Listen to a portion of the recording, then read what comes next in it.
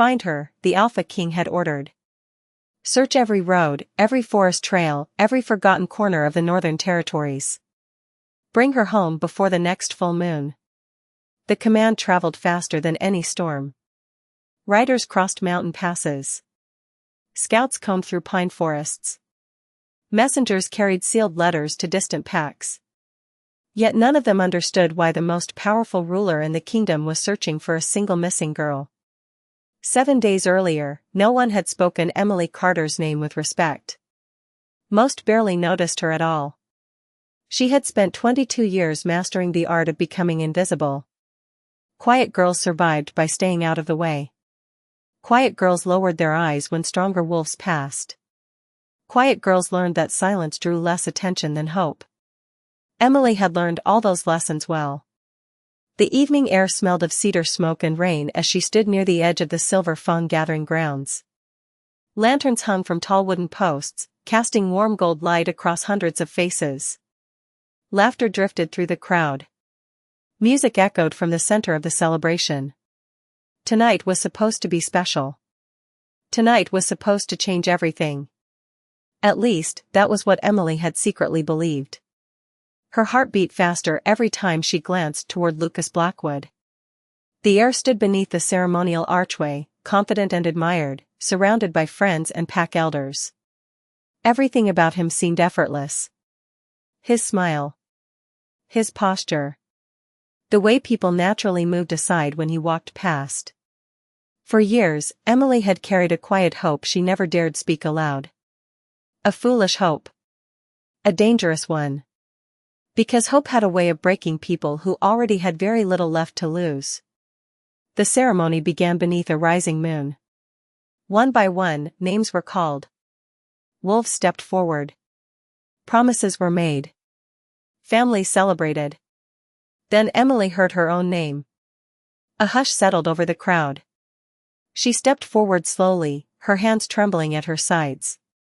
The lantern light reflected in Lucas's eyes as he looked at her. For a brief moment, she thought she saw kindness there. Then it disappeared. "I cannot choose her," Lucas said. The words were calm, simple, final. A murmur swept through the gathering. Emily felt every stare land on her at once. Her cheeks burned. The world suddenly felt smaller, colder. Lucas looked away before she could say anything. Before she could even breathe. Conversations resumed. Music returned. Life moved forward as if nothing important had happened. But for Emily, everything had changed. She stood frozen while the celebration continued around her. Somewhere nearby, someone laughed. Another voice whispered something she couldn't quite hear. She didn't need to hear it. She already knew what they were thinking. Quiet girls were easy to forget. Quiet girls were never chosen. Later that night, while the pack celebrated beneath the lanterns, Emily packed a small canvas bag with a few clothes, a worn photograph of her parents, and the little silver necklace her mother had left behind. No speeches. No goodbyes.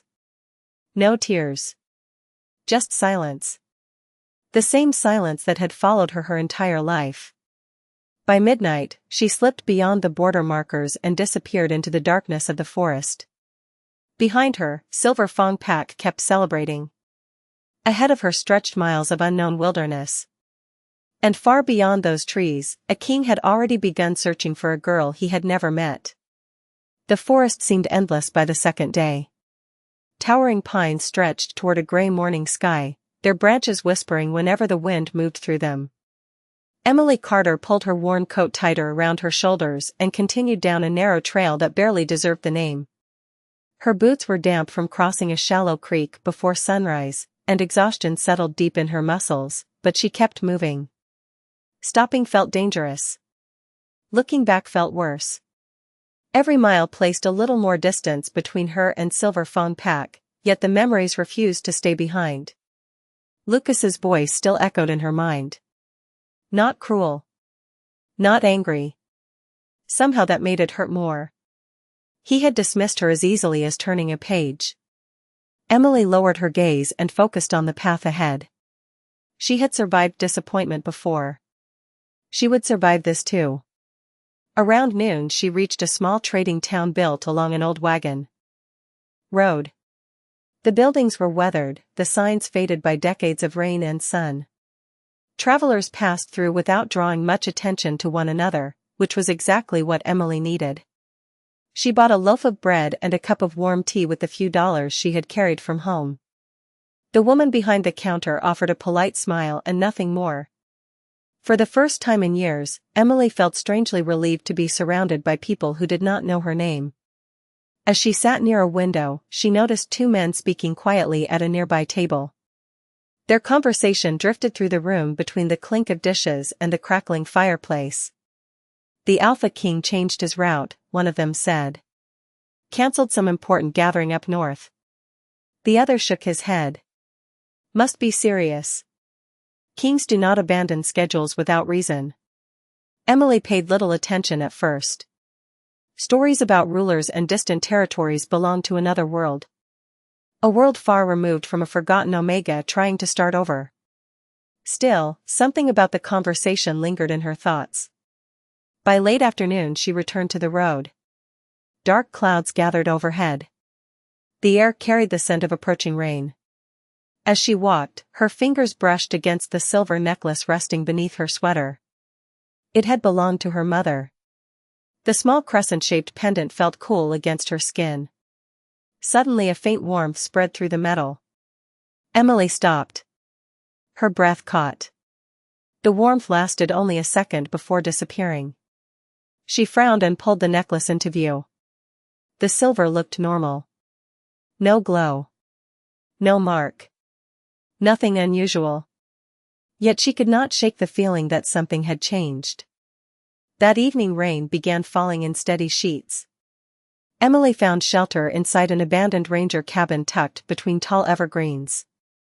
The roof leaked in a few places, but it was better than sleeping outside. She wrapped herself in an old blanket she discovered in a dusty corner and listened to the storm. Thunder rolled across distant hills. The world beyond the cabin blurred into darkness. Eventually fatigue pulled her toward sleep. But just before her eyes closed, she heard something. Hoofbeats. Faint. Far away. More than one rider traveling through the rain. Emily sat upright immediately. Her heart pounded. The riders did not stop. They continued past the forest without approaching the cabin. Even so, unease settled over her. She could not explain why. Miles away, beneath the same storm-dark sky, a rider handed a sealed report to King Adrian Nightbane. The Alpha King read a single line before lifting his silver eyes toward the forest horizon. Then, for the first time in days, he smiled. Someone had finally found a trace. Emily barely slept after hearing the distant riders. Every creak of the old cabin seemed louder than it should have been. The wind brushed against the walls. Rain tapped softly against the roof. Somewhere beyond the trees, the world continued moving while she remained suspended between the life she had left behind and the future she had not yet found. At dawn she stepped outside and drew a slow breath. The storm had passed. Sunlight filtered through the pine branches in thin golden beams, turning drops of water into tiny flashes of silver. For the first time in days, the forest felt peaceful. Emily followed a narrow path leading east. According to the map she had purchased in town, another settlement sat nearly 15 miles away.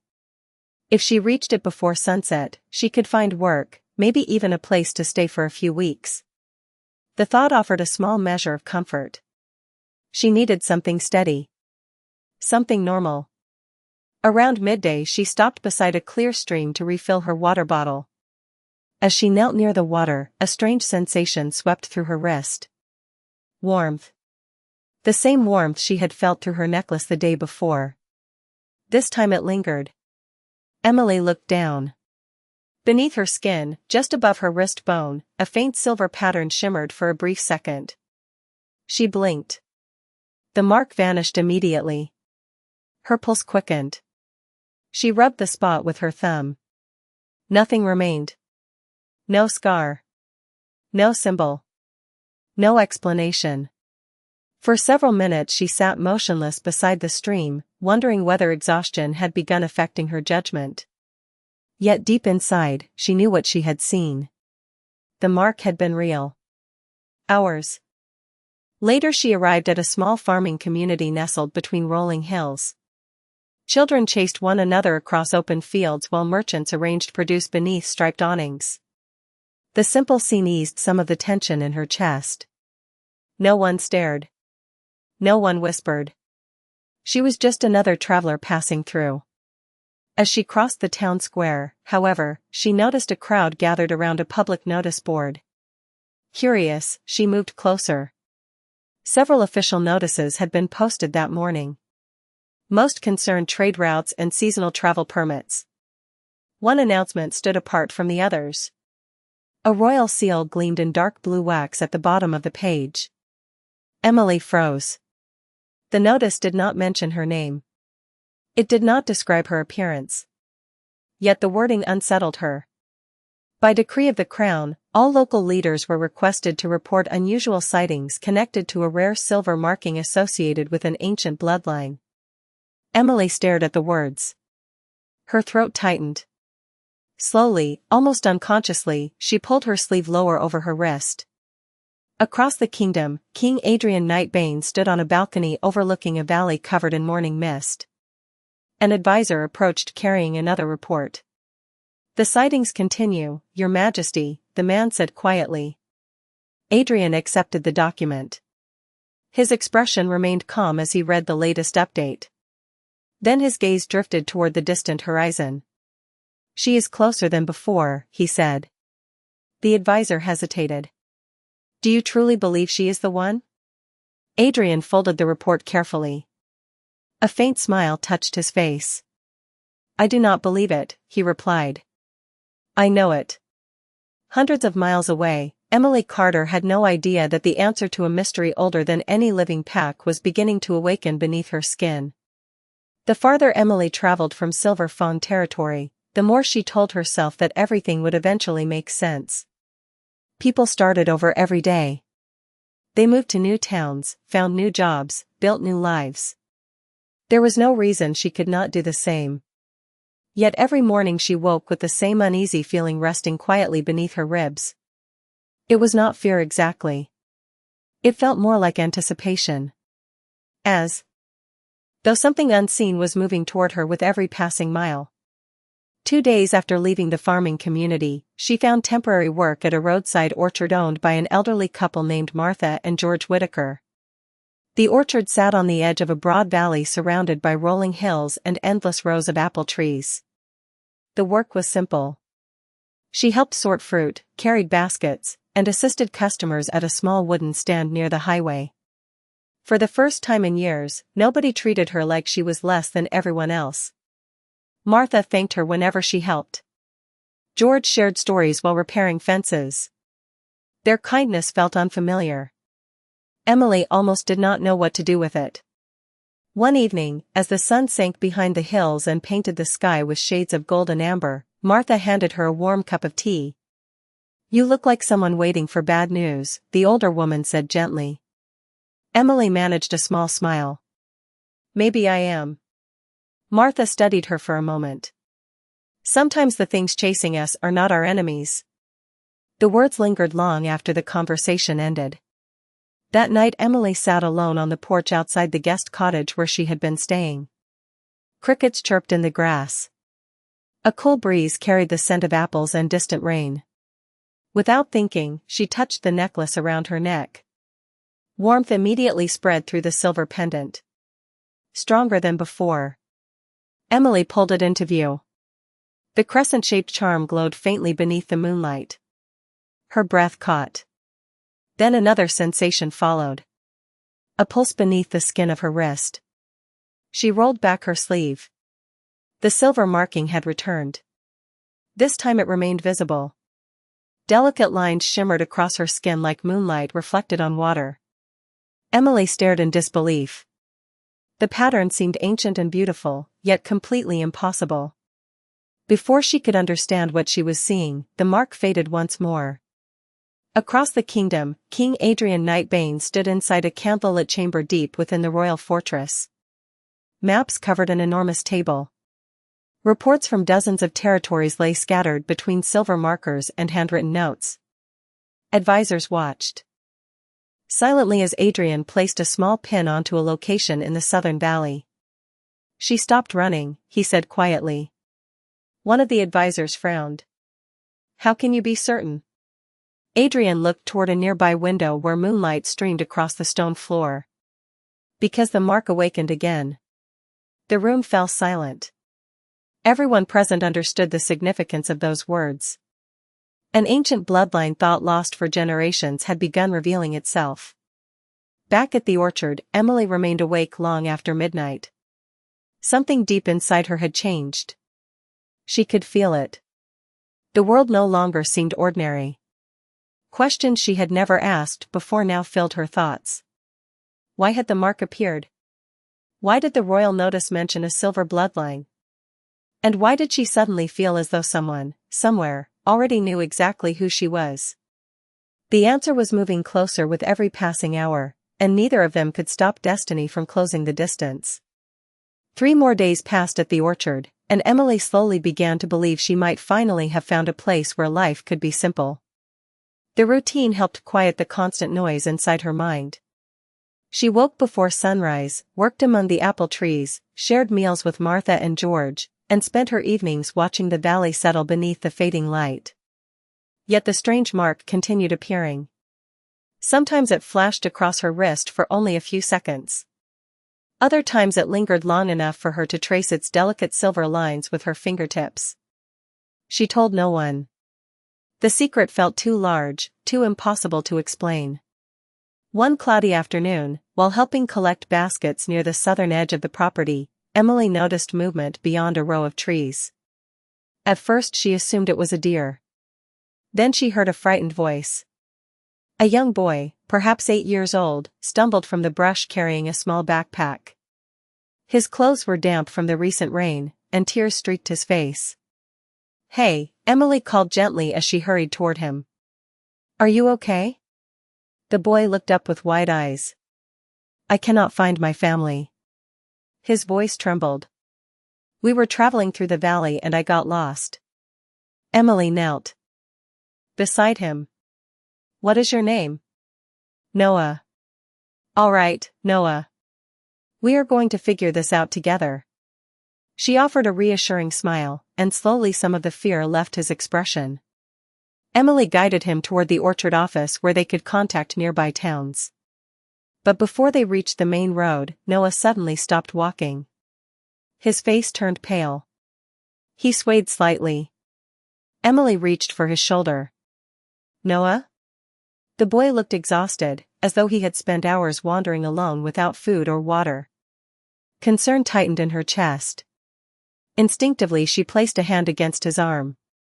The moment she touched him, warmth surged through her body. Not the familiar warmth of the necklace. Something stronger. Brighter. It flowed through her fingertips like sunlight spreading across cool stone. Noah blinked. His breathing steadied. The tension in his face eased almost immediately. He looked up at her with surprise. "I feel better." Emily quickly pulled her hand away. Her heart pounded. The warmth disappeared as suddenly as it had come. For several seconds neither of them spoke. Then footsteps approached from the road. A worried couple rushed toward them, calling Noah's name. The boy ran into their embrace. Relief washed across all 3 faces. The family thanked Emily repeatedly before continuing on their journey. She watched them leave, unsettled by what had just happened. That evening she sat alone beneath the largest apple tree in the orchard. The sky glowed purple and gold as the sun disappeared beyond the hills.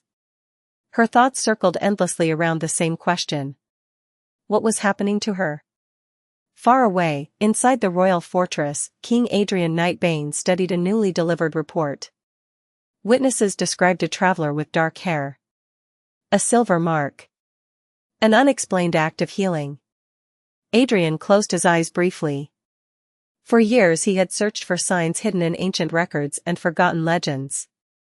Now the evidence was becoming impossible to ignore. When he opened his eyes again, determination replaced patience. "Prepare the horses," he ordered quietly. "I am going myself." For the first time since leaving home, Emily was no longer simply being searched for.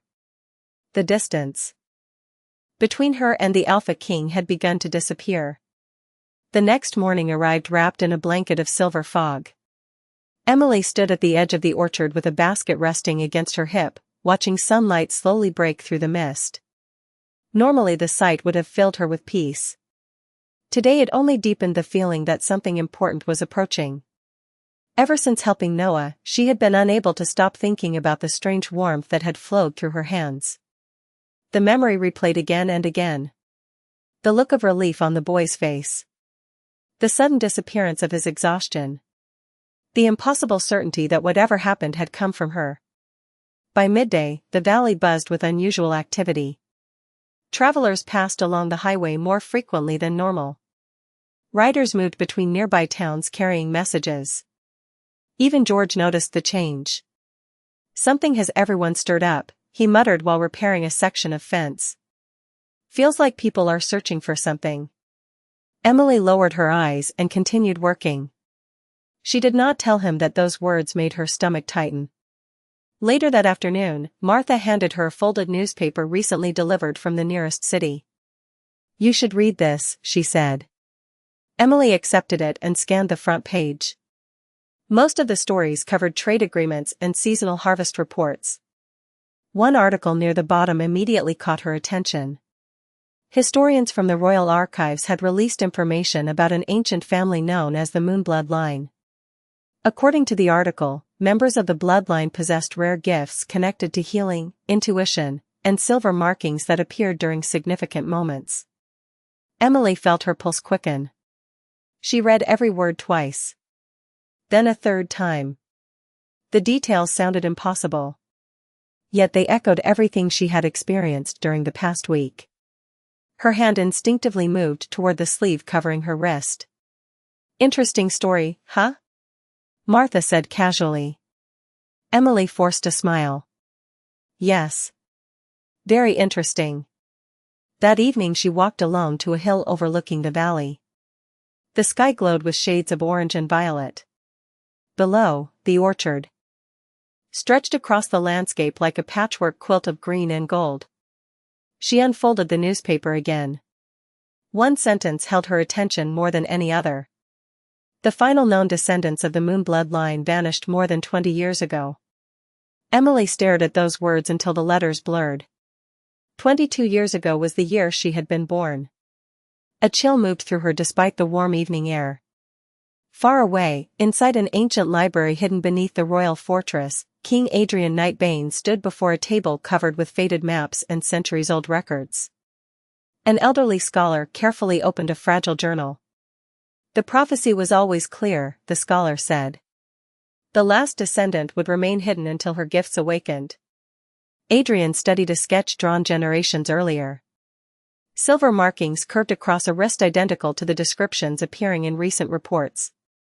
"And if she is found?" the scholar asked. Adrian's gaze never left the page. "Then the future changes." As darkness settled over the valley, Emily folded the newspaper and looked toward the horizon. She still did not know who she truly was. She still did not understand why these things were happening. But deep down, for the first time in her life, she no longer believed she was ordinary. And somewhere beyond the hills, a king was already riding toward the answer. The following morning began with an uneasy silence hanging over the orchard. Even the birds seemed quieter than usual. Emily noticed it the moment she stepped outside. The valley looked the same. The rows of apple trees stretched across the hills. Morning sunlight painted the grass with gold. Yet something felt different. As though the world itself was holding its breath. By noon, several unfamiliar riders had passed along the highway bordering the property. None of them stopped. None of them spoke to the orchard owners. Still, Emily could not ignore the way they seemed to be searching for something. Or someone. She spent the afternoon helping Martha sort apples into wooden crates, trying to focus on ordinary tasks. It did not work. Her thoughts kept drifting back to the article she had read. Moonblood. Healing gifts. Silver markings. Ancient bloodlines. Every answer seemed to create 3 new questions. Later that evening, while carrying empty baskets back toward the storage barn, she noticed a wagon stopped near the road. An elderly woman sat inside, studying the orchard from a distance. The moment their eyes met, Emily felt a strange sensation pass through her. Recognition. Not because she knew the woman. Because the woman seemed to know her. Before Emily could approach, the wagon continued down the road and disappeared beyond a line of trees. The encounter lasted only seconds, yet it left her unsettled. That night the silver marking returned. Stronger than ever before. Moonlight streamed through the cottage window as Emily stared at the glowing pattern on her wrist. Delicate lines spread farther than they had before, twisting into shapes that looked almost like ancient symbols. The sight should have frightened her. Instead, she felt an unexpected calm. A warmth settled deep inside her chest. For the first time, the mark no longer felt like a curse. It felt like a piece of herself finally waking up. Hundreds of miles away, King Adrian Nightbane rode through the darkness beneath a sky filled with stars.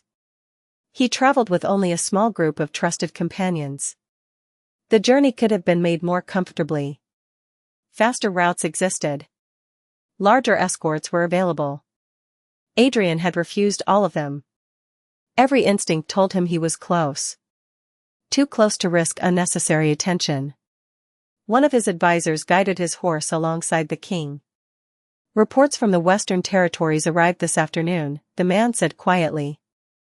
Others are searching now. Adrian's expression hardened slightly. I expected that. Then we should increase security. Adrian looked toward the distant horizon. No. If she believes she is being hunted, she will run again. The advisor fell silent. Adrian understood something the others did not. The young woman at the center of this mystery had spent her entire life being overlooked. Pressured. Judged. The last thing she needed was another reason to be afraid. Back at the orchard, Emily finally drifted to sleep. Yet her dreams felt unusually vivid. She stood beneath a silver moon beside a lake of glass-like water. Across the shore stood a tall figure dressed in black. She could not see his face clearly. Only his eyes. Bright silver. Steady. Familiar. The stranger said nothing. Neither did she. Yet somehow she understood one thing with complete certainty. He had been searching for her for a very long time. Emily woke just before dawn with her heart racing. The dream faded quickly, but the feeling remained. Somewhere beyond the valley, destiny was no longer approaching slowly. It was almost here. The day began like any other, yet Emily could not shake the feeling that something important was about to happen. The dream from the night before lingered in her thoughts. Those silver eyes. That quiet certainty. She spent the morning helping Martha prepare shipments for a nearby market, but her attention drifted again and again toward the distant road leading into the valley. By early afternoon, dark clouds gathered over the hills. A cool wind swept through the orchard, carrying the scent of rain and pine. George glanced toward the horizon and frowned. Storm coming sooner than expected, he said. Emily nodded and helped secure loose crates before the weather arrived. The first drops fell an hour later. Most workers headed indoors. Emily remained on the porch of the guest cottage, watching the rain blur the landscape into shades of gray and silver. Then she noticed movement near the entrance of the orchard. Several riders had appeared through the rain. They traveled at a steady pace, their dark coats soaked by the storm. Something about them immediately felt different from the travelers she had seen before. Organized. Purposeful. Her pulse quickened. The lead rider slowed near the main gate. Even from a distance, she sensed authority in the way he carried himself. The group spoke briefly with George before continuing toward the farmhouse. Emily stepped back inside the cottage without fully understanding why. A strange mixture of curiosity and nervousness settled inside her chest. Minutes later, Martha knocked gently on the door. "Emily," she called. "There are visitors asking questions." Emily opened the door. "Questions? About what?" Martha hesitated. "About someone matching your description." The words seemed to freeze the air around her. Emily's heart immediately began racing. Every instinct told her to leave. To disappear before anyone could find her. Yet another feeling pushed against that fear. The same calm certainty she had felt whenever the silver mark appeared. Slowly she rolled back her sleeve. The marking had returned once again. This time the silver lines glowed brighter than ever. Martha stared in astonishment. Before either woman could speak, a sudden warmth spread through the pendant around Emily's neck. Strong. Steady. Almost welcoming. Outside, the rain gradually softened. Footsteps approached across the porch. Emily turned toward the door just as a shadow appeared through the glass. For a brief moment, neither person moved. Then the door opened. A tall man stood beneath the fading rain. Dark clothing. Calm expression. Silver eyes. Exactly the eyes she had seen in her dream. Emily forgot how to breathe.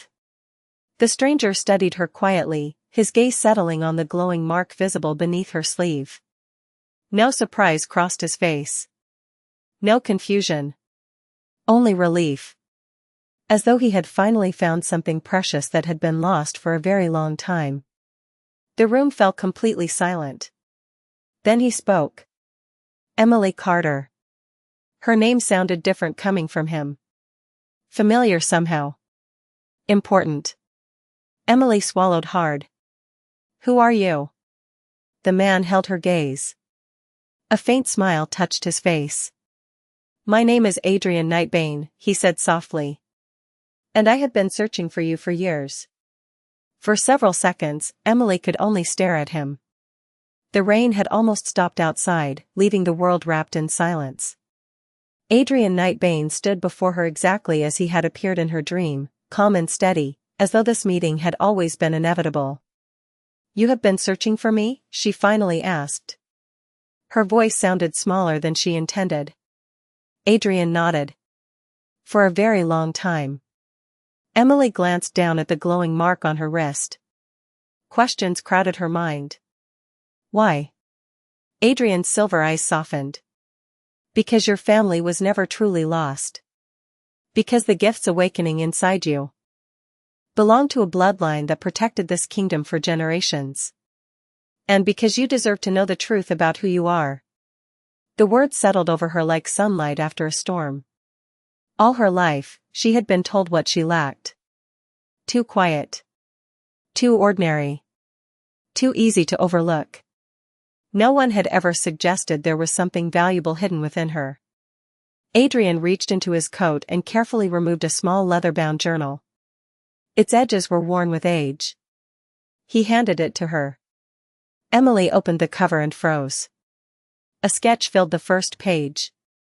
A young woman with dark hair stood beside a lake beneath a silver moon. Similar silver markings glowed across her wrist. "Who is she?" Emily whispered. "Your grandmother," Adrian replied. Emotion tightened in Emily's chest. She turned more pages. Names. Drawings. Histories. Generations of people connected by the same symbol she carried. For the first time, she saw proof that she belonged somewhere. Tears blurred her vision. Not from sadness. From relief. Outside, the clouds slowly parted, allowing golden evening light to spill across the valley. Hours later, news of Emily's identity spread farther than anyone expected. It reached neighboring towns. It reached the royal court. Eventually, it reached Silver Fong Pak. Lucas Blackwood read the reports twice before setting them down. The quiet young woman he had dismissed was now being recognized throughout the kingdom as the last descendant of a legendary bloodline. The realization left him speechless. Yet Emily found that the news no longer mattered as much as she thought it would. Standing on a hillside overlooking the orchard, she watched the sunset beside Adrian. The old pain still existed somewhere in her memories, but it no longer controlled her future. Adrian looked toward the horizon. "You can come with me to the capital," he said. "Or you can choose another path entirely. The decision will always be yours." Emily smiled faintly. No one had ever offered her a choice before. She looked down at the silver mark glowing softly on her wrist. Then she looked toward the endless horizon ahead. The world suddenly seemed larger than it had a month ago. Full of possibilities she had never imagined. "I would like to see what comes next," she said. Adrian smiled. It was not the smile of a king who had completed a mission. It was the smile of someone who had finally found what he had been searching for. Together they watched the last light of day fade across the valley. The girl who had once believed she was invisible was gone. In her place stood someone who finally understood her worth. And beneath the rising moon, a new chapter quietly began.